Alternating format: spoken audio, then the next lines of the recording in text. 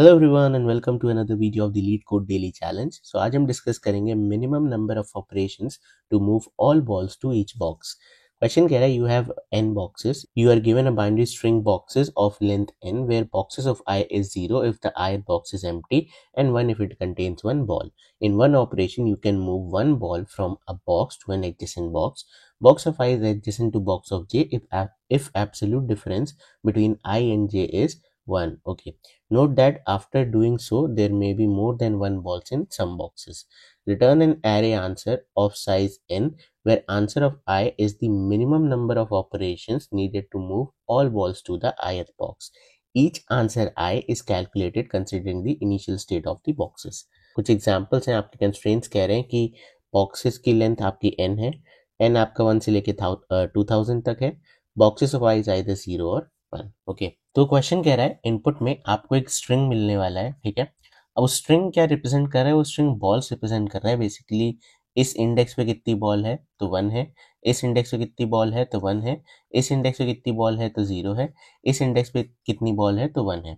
Initially आपकी binary string होने वाली है, यानी कि यहाँ पे खाली जीरोस या वंस होंगे। तो in other words we can say initially या तो बॉल नहीं होगी या तो एक बॉल होगी, और कोई सिचुएशन यहाँ पे नहीं हो सकती। अब हमारा टास्क क्या है, हमें इन बॉल्स को मूव कराना है एक पर्टिकुलर इंडेक्स, मतलब हर इंडेक्स पे मूव कराना है, और हमें बताना है उस इंडेक्स तक मूव कराने के क्या क्या मतलब कितने ऑपरेशंस लगेंगे। और आप एक ऑपरेशन में एक बॉल को उसके एडजेसेंट नेबर तक ही भेज सकते हो, ठीक है। फॉर एग्जाम्पल अगर आप यहाँ खड़े हो तो इधर आप यहाँ भेज सकते हो या आप यहाँ भेज सकते हो डायरेक्टली, ठीक है। तो ये ओवरऑल है। तो चलो देखते हैं इस क्वेश्चन को, थोड़ा सा ड्राई रन करते हैं। तो यहाँ पे मैंने इसी चीज़ को यहाँ थोड़ा बड़े में लिख दिया ताकि इजीली हम कर पाएँ। तो सबसे पहले इस वाली इंडेक्स के लिए आंसर फाइंड करते हैं। By the way answer array का साइज भी उतना ही होगा जितना आपकी इस वाली स्ट्रिंग का साइज होगा, ठीक है। अब यहाँ पे मुझे इस पर्टिकुलर इंडेक्स पे इन सारी बची हुई बॉल्स को मूव कराना है, ठीक है। या इस बॉल को भी कह दो मूव कराना है, तो इसको मूव कराने का तो 0 टास्क हो गया। इसके आगे चलते हैं। इस वाली बॉल को मूव कराने के लिए मुझे कितने ऑपरेशन करने पड़ेंगे, तो मैं एक बार में से यहाँ शिफ्ट कर सकता हूँ क्योंकि नेबर ही है, ठीक है। तो I can say 1 for this ball, ठीक है। यहाँ पे तो कोई बॉल ही नहीं है, यहाँ आते हैं, यहाँ पे एक बॉल है, तो आप एक मूव में से यहाँ लेके आओगे, दूसरे मूव में से यहाँ लेके आओगे, एंड तीसरे मूव में से यहाँ लेके आओगे, बिकॉज आप पड़ोसी पे ही मूव कर सकते हो। तो आप कह सकते हो +3, तो 3 + 1 कितना हो गया, 4 हो गया, ठीक है। पहला आंसर हमें मिल गया 4, ठीक है। ऐसे ही आगे बढ़ते हैं, तो इसकी बात करते हैं, ठीक है। तो एक बॉल आपकी यहाँ पे है, इसको यहाँ पे आप लेके आ सकते हैं इन 1 मूव, ठीक है। देन यहाँ पे कोई बॉल नहीं, यहाँ पे जो बॉल है उसको आप 1 एंड 2 मूव्स में लेके आ सकते हो, तो 1 + 2 विल बी 3, ठीक है। This is our next answer. आगे चलते हैं, नेक्स्ट हम आ गए यहाँ पे, ठीक है। अब यहाँ पे क्या करना है, अगेन सेम चीज, ये वाली बॉल को देखते हैं, तो 1 एंड 1 यानी कि 2 मूव लगेंगे इस बॉल को, ठीक है। इसकी बात करें तो इसको एक मूव लगेगा, तो आई कैन से +1। इसकी बात करें तो इसको भी एक मूव लगेगा, तो I can say +1। So 2 + 2 will B 4, तो इसका आंसर कितना आ गया, 4। और लास्ट वाले का देखते हैं इसका आंसर। सो यहाँ पे मूव करने के लिए पहले इस बॉल के लिए देखते हैं, 1 2 एंड 3 मूव लगेगा, तो ये हो गया आपका 3। इस बॉल को मूव कराने के लिए 1 एंड 2, ठीक है, तो +2, और इधर तो बॉल ही नहीं है, तो 3 + 2 विल बी 5। Okay great. तो एज यू कैन सी कि ये दोनों आंसर्स अब मैच करें, इसका मतलब what we have done is correct, and ये हमारा क्या है, आंसर है, ठीक है। आपको मिनिमम मूव बोला गया था क्वेश्चन में फाइंड करने के लिए, हर इंडेक्स पे मिनिमम मूव कितना चाहिए बॉल्स को मूव कराने का, सारी बॉल्स को मूव कराने का। तो ऑब्वियसली मिनिमम मूव यही है ना कि आप मतलब एडजेसेंट एडजेसेंट ट्रांसफर करते रहो। अदरवाइज आप ऐसे भी ट्रांसफर कर सकते थे ना, इसको उठा करके इधर ट्रांसफर करते, फिर इसको उठा करके इधर ट्रांसफर करते, तो 2 मूव आपके एक्स्ट्रा हो गए। फिर यहाँ पे जो बॉल आई थी उसको वापस यहाँ ले जाते, वापस यहाँ ले जाते, वापस यहाँ ले जाते, तो 3 + 2 5, ठीक है। जिस बॉल को आप एक मूव में भेज सकते थे उसको आपने 2 इधर भेजा, 3 इधर भेजा। तो ऐसे तो मैक्सिमम मूव कितने भी हो सकते हैं, बट हमारा टास्क है मिनिमम। तो मिनिमम कैसे निकालेंगे, जितना भी जल्दी हम पहुंच पाए उतना जल्दी हम पहुंचाने की कोशिश करेंगे बॉल को, करेक्ट है। तो बेसिकली आपको डायरेक्शन की तरफ मूव करना है कि डायरेक्शन सेम होना चाहिए, तो आपका मिनिमम मूव आता रहेगा। चलो great. So how do we solve this question, how do we solve this question, ठीक है। इसे सॉल्व कैसे कर सकते हैं, तो आइडिया देखो बड़ा सिंपल है। आपको एक चीज़ दिखी होगी, जब हम चलो इस वाले केस की बात करते हैं, ठीक है। जब हम यहाँ पे खड़े थे तो हम इधर से भी बॉल लेके आ रहे थे और इधर से भी बॉल लेके आ रहे थे। तो एक चीज़ तो बहुत इंपॉर्टेंट है कि हमें यहाँ पे 2 पास लगाना पड़ेगा, ठीक है। कि एक उसके लेफ्ट साइड पे कितनी बॉल है उसको लाने का टाइम, और एक उसके राइट साइड पे कितनी बॉल है उसको लाने का टाइम। सो आइडिया बड़ा सिंपल है, हम पहले लेफ्ट पास लगाएंगे फिर राइट पास लगाएंगे, इन दोनों को एड अप कर देंगे, ठीक है। That will be our answer, left plus right, that will be our answer. तो पहले हम देखते हैं लेफ्ट पास की तरफ, ठीक है, लेफ्ट पास में क्या हो रहा है। So let me create one array, ठीक है, इनिशियली सब कुछ जीरो है ऑब्वियसली एरे में। अब लेफ्ट एरे में हम क्या फिल करने वाले हैं बेसिकली, जैसे इसका एग्जांपल बताऊं तो इसके पीछे वाली जितनी बॉल्स हैं उसको यहाँ पे लाने में कितना टाइम लगेगा, हम राइट को कंसिडर नहीं कर रहे, ठीक है। पीछे वाली बॉल्स, लेफ्ट साइड वाली बॉल्स को लाने में कितना टाइम लगेगा। देन दूसरा एरे हम बनाएंगे राइट वाला एंड देन दोनों को ऐड कर देंगे, समझ में आया। तो लेफ्ट मतलब पीछे वाली बॉल्स, राइट मतलब आगे वाली बॉल्स। तो राइट भी इनिशियली आपका जीरो होगा, but first we'll solve for left pass, ठीक है। अब इस पे इससे शुरू करते हैं। इसके लेफ्ट पे तो कोई बॉल ही नहीं है तो कोई कंसिडर करने की जरूरत है नहीं। आप आगे बढ़ जाओ, ठीक है, आप यहाँ पे आ जाओ, ठीक है। इसकी बात करते हैं, तो इसके पीछे एक बॉल है, इसको लाने के लिए हमें वन मूव लगेगा, करेक्ट है। तो मैं कह सकता हूँ यहाँ पे आ गया वन मूव। ना इसकी बात करते हैं, इसके लिए आंसर क्या होगा। आप पहले इस वाली बॉल को यहाँ पे लाओगे, फिर इस वाली बॉल को यहाँ पे लाओगे, करेक्ट है। अब इस चीज को नोटिस करो कि आप यहाँ पे रिपीट कर रहे हो कुछ टास्क को। यस, आप एक टास्क को रिपीट कर रहे हो। क्या टास्क, इस पर्टिकुलर एरे का आंसर वन था, इसका क्या मतलब था कि इसके इधर जितनी भी बॉल्स हैं उन सारी बॉल्स को यहां पे लाने के लिए एक ऑपरेशन लगा है। तो यहां पे आपकी एक्चुअली प्रीवियस बॉल्स, ठीक है, एंड एक यहां पे भी है, प्रीवियस प्लस वन बॉल्स यहां पे रखी है, और आपको पता है प्रीवियस प्लस वन बॉल्स को यहां तक लाने का ऑपरेशन कितना है, एक है। तो अब इन बॉल्स को यहां मूव करने के लिए कितना टाइम लगेगा, अगर मान लो यहाँ तीन बॉल होती तो कितना टाइम लगता, एक बॉल, दो बॉल, तीन बॉल।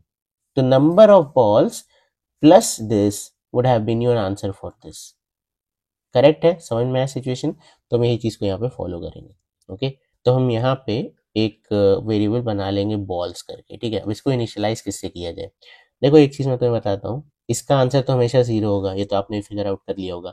लेफ्ट में कोई बॉल ही नहीं है तो आंसर इस पार्ट का फर्स्ट इंडेक्स का हमेशा जीरो होने वाला है, सॉरी जीरोथ इंडेक्स का हमेशा जीरो होने वाला है, ठीक है। तो हम हमेशा यहाँ से शुरू करेंगे और हम इस वैल्यू से इनिशियलाइज कर देंगे अपने बॉल्स को। तो यहाँ पे एक बॉल है तो आप कह सकते हो टोटल नंबर ऑफ बॉल्स मेरे पास एक है इस पर्टिकुलर टाइम पे, करेक्ट है। नाउ यहाँ पे मूव कराने के लिए आपको क्या करना पड़ेगा, total number of balls plus यहाँ तक मूव कराने का आंसर, सही है। तो we can say zero plus one, कितना हो जाएगा, zero plus one will be one, तो this part will be one. Now before moving next हम यहाँ पे देखेंगे यहाँ वन है तो यहाँ पे वन को इंक्रीमेंट कर देंगे। अभी total number of balls two है, ठीक है, आप इस पर्टिकुलर इंडेक्स का आंसर निकालोगे। So now total number of balls are two, और यहां तक इतनी बॉल्स को पहुंचाने का टाइम कितना है, one. So we can say one plus two that will be three, तो यहाँ पे क्या आ जाएगा, थ्री, ठीक है। नाउ ये क्या है, ये एक जीरो है तो नंबर ऑफ बॉल्स इंक्रीमेंट नहीं होंगी। आगे चलते हैं हम यहाँ पे आगे, ठीक है। नाउ वी ऑलरेडी नो इसका आंसर कितना है, तीन, ठीक है। अब टोटल नंबर ऑफ बॉल्स कितनी है आपकी, टू, तो three plus two will B five, तो इधर क्या आंसर आ गया, फाइव, करेक्ट है। अब ऑब्वियसली इसको देख के इंक्रीमेंट करने की कोई जरूरत नहीं बिकॉज आगे कुछ है नहीं, तो you can stop your operation here, ठीक है। बट आई थिंक कोड में हम इसे इंक्रीमेंट करेंगे, we don't check all this cases. तो हम बॉल्स को थ्री तो कर देंगे but we have come out of this loop, और हमने लेफ्ट साइड के लिए सॉल्व कर दिया है। अब सिमिलरली हम सॉल्व करेंगे राइट साइड के लिए, ठीक है। तो अब बॉल्स को इनिशियलाइज किससे करा जाए, अगेन विल कम हियर, ठीक है। अब हम पीछे से चल रहे हैं, ठीक है, अब हम पीछे से चल रहे हैं। सो इस इंडेक्स का आंसर हमेशा क्या होगा, लास्ट वाले का, आपके राइट में कोई भी बॉल नहीं तो इसका आंसर हमेशा जीरो ही होगा, करेक्ट है। तो हम इसके आंसर को जीरो पे छोड़ देंगे और हम कहेंगे हम यहाँ से शुरू करेंगे। अभी यहाँ पे जीरो हो तो जीरो लिख दो, वन है तो वन लिख दो। हमारे केस में एक बॉल है तो हमने वन लिख दिया। सो वी नो कि इधर एक बॉल है, ठीक है, बॉल्स हम मेंटेन कर रहे हैं, और राइट साइड का आंसर क्या चल रहा है, जीरो, ठीक है। So we can say one plus zero that will be one, तो यहाँ पे क्या आ गया, वन, ठीक है। नाउ क्या यहाँ पे एक बॉल है, नहीं, तो आप यहाँ पे कुछ भी ऐड नहीं करोगे। आगे चलते हैं। अब इस पर्टिकुलर चीज का आंसर है वन, एंड वी नो कि यहाँ तक कितनी बॉल्स है, one, so one plus one will be two, ठीक है। नाउ इधर क्या है, इधर एक वन है तो आपका एक वन है तो आप बॉल्स को इंक्रीमेंट करोगे, ओके। इस पर्टिकुलर चीज का भी आंसर हो गया। अब यहाँ पे आते हैं। सो यहाँ पे बाकी सारी बॉल्स लाने का कितना आंसर है, टू, एंड आपके पास टोटल नंबर ऑफ बॉल्स कितनी है, two. So we can say two plus two will be four, इधर आ गया आपका फोर, ठीक है। तो दिस इज ऑल्सो डन। अब आप आगे बढ़ जाओगे, एनीवे इंक्रीमेंट करो ना करो आपकी मर्जी है। Now we have both the answers left and right, तो हम फाइनली क्या करेंगे, रिजल्ट बना के इन दोनों को ऐड अप कर देंगे। ठीक है। तो यहाँ पे आ जाएगा आपका 5, इधर आ जाएगा आपका 3 + 1 दैट इज 4, इधर आ जाएगा आपका 2 + 1 दैट इज 3, इधर आ जाएगा आपका 4 + 0 that is 4, 4 3 4 5 and our answer is matching. ठीक है, ये आपका कैसा सोल्यूशन है, आपका 2 पास सोल्यूशन है।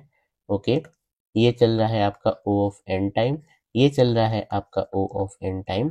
ठीक है, एंड फाइनली आप दोनों को ऐड अप करोगे, this is O of n time. So total time complexity thrice of n हो जाएगी एंड स्पेस कॉम्प्लेक्सिटी भी आपकी थ्राइस ऑफ n हो जाएगी। वील सी कि क्या हम इसे ऑप्टिमाइज कर सकते हैं, बट चलो पहले इसे कोड करते हैं। ओके, सो ये मैंने कोड किया हुआ है। आपके बॉक्सेस की लेंथ निकाली है, 3 एरे बनाए हैं, लेफ्ट राइट एंड रिजल्ट। ठीक है, अब इस चीज़ की ज़रूरत नहीं थी अलग से लिखने की, बट मैंने लिख दिया है क्योंकि आपको पता है जावा के अंदर बाय डिफ़ॉल्ट सब 0 से इनिशियलाइज होता है। तो लेफ्ट का 0 का आंसर 0 होगा और राइट के लास्ट इंडेक्स का आंसर 0 होगा। करेक्ट है। अब हम यहाँ पे सॉल्व कर रहे हैं लेफ्ट वाले केस के लिए। ठीक है, लेफ्ट वाले केस के लिए तो मैंने चेक किया 0th इंडेक्स पे अगर 0 है तो आपका काउंट हो जाएगा 0, 1 है तो काउंट हो जाएगा 1। अभी बॉक्सेस आपका स्ट्रिंग है ना, तो आप कैरेट इंडेक्स निकालोगे तो ये कैरेक्टर आया। इस कैरेक्टर को कन्वर्ट करने के लिए, कैरेक्टर कुछ भी हो सकता है, इसको कन्वर्ट करने के लिए मैंने इसे 0 से माइनस किया तो हमें पता चल गया कितना डिजिट है। ठीक है, सो बेसिकली अगर आपका कैरेक्टर होता है 1 तो 1 माइनस 0। ठीक है, इसका आंसर क्या आता है, इसका आंसर आपका डिजिट 1 आता। ठीक है, सिमिलरली 0 माइनस 0, इसका आंसर क्या आता है, इसका आंसर आपका 0 आता है। तो चलो अब स्टार्ट करते हैं। लेफ्ट पास ऑब्वियसली आप इंडेक्स 1 से शुरू करोगे, इंडेक्स 0 का आंसर है आपके पास। आंसर क्या होगा, प्रीवियस आंसर प्लस अभी जो काउंट चल रहा है। एंड उसके बाद हम क्या करेंगे, करंट वैल्यू को चेक करेंगे। अगर वो 0 है तो 0 ऐड कर दो, 1 है तो 1 ऐड कर दो। ठीक है, ध्यान रखना यहाँ पे प्लस इक्वल किया है मैंने। ओके, तो ये आपका फॉर लूप चलेगा, लेफ्ट पार्ट आप ऐसे ही कंप्लीट कर लोगे। नाउ नेक्स्ट चलते हैं, इधर हम आ जाएंगे राइट पार्ट पे।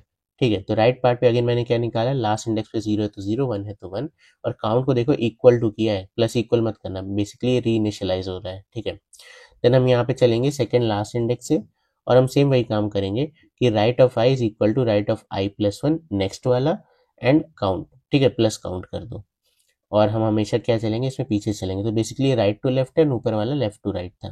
ठीक है, I plus plus I minus minus and again हम बार बार ये काउंट को अपडेट करते रहेंगे। ठीक है, बट ध्यान रखना इधर प्लस इक्वल कर रहे हैं। ठीक है, नाउ नीचे आ जाते हैं। ठीक है, इस फॉर लूप के बाद we have this final for loop, इसमें हम क्या करेंगे, लेफ्ट और राइट को एड अप कर रहे हैं। ठीक है, तो left of I plus right of I ये आपके रिजल्ट में स्टोर हो रहा है and we are returning our results.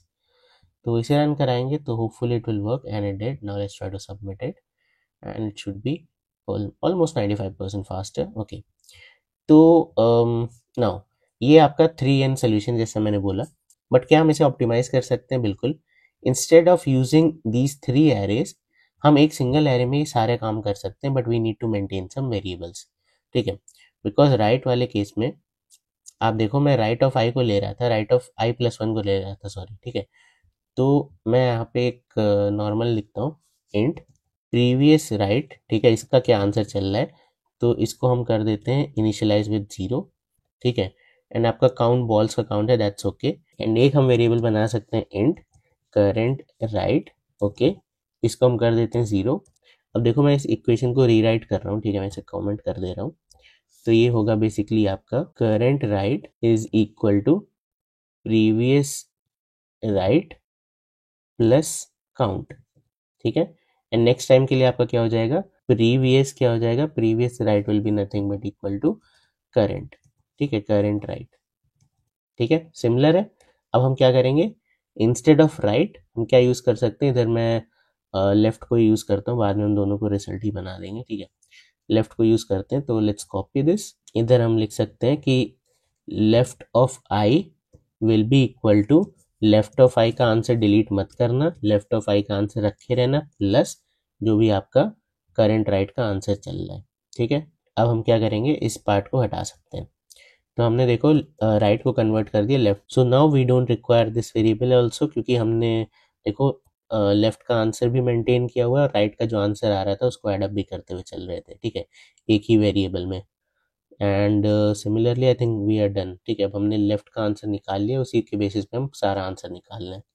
तो we can remove all this. ठीक है, मैं कमेंटेड कोड हटा देता हूँ सारा and in the result we can return our left only. ठीक है, अब आप चाहो तो इसे बाद में रिजल्ट का नाम दे देना, कोई बड़ी बात नहीं है। तो इसे रन कराते हैं, तो ये भी आपका ओके, सॉरी कहीं पे राइट रह गया। कहाँ पे रह गया, ओके इसे हटा दो। 0 से इनिशियलाइज करो तो अगेन आप उसे लिखो ना लिखो एक ही बात है, वर्क कर जाएगा। सबमिट कराएंगे, ऑलमोस्ट 95% फास्ट है, ठीक है ना। अब हमारी टाइम कॉम्प्लेक्सिटी रिड्यूस हो गई। ये आपका लेफ्ट पास चल रहा है O ऑफ n, ठीक है, एंड राइट पास आपका कितना चल रहा है O ऑफ n। तो टाइम कॉम्प्लेक्सिटी जहाँ थ्राइस ऑफ n थी वो कन्वर्ट हो गई ट्वाइस ऑफ n में। एंड उसके अलावा हमने यहाँ पे क्या किया, स्पेस ऑप्टिमाइज किया, हम 3 एरे से एक एरे पे आ गए। तो स्पेस मतलब स्पेस कॉम्प्लेक्सिटी है आपकी O ऑफ n। अब आपको एक डाउट आ रहा होगा कि भैया ये वाला जो एरे है ये तो हम मतलब रिटर्न कर रहे हैं, हमसे पूछा ही गया था, तो इसे स्पेस कॉम्प्लेक्सिटी में क्यों काउंट किया जा रहा है? इसे इसलिए काउंट किया जा रहा है क्योंकि आप यहाँ पे देखो, आपने यहाँ पे इसका यूज करा है। अगर आप यहाँ पे यूज नहीं करते, आप खाली इसमें आंसर स्टोर करके रिटर्न कर देते, तो हम कह सकते थे कि हमारी एल्गोरिदम एक्स्ट्रा स्पेस यूज नहीं कर रही है, आपने पूछा तो हम बता रहे हैं, ठीक है। तो इस चीज का ध्यान रखना, this will be O of n only, ठीक है। तो ये आपकी space complexity and twice of n आपकी टाइम कॉम्प्लेक्सिटी। तो यार दैट्स इट, ये था आज की वीडियो में। आई होप तुम्हें आज की वीडियो पसंद आई हो, और अगर आई है तो प्लीज इस वीडियो को लाइक करना, चैनल को सब्सक्राइब करना। मैं मिलता हूँ आपसे कल, तब तक के लिए बाय बाय।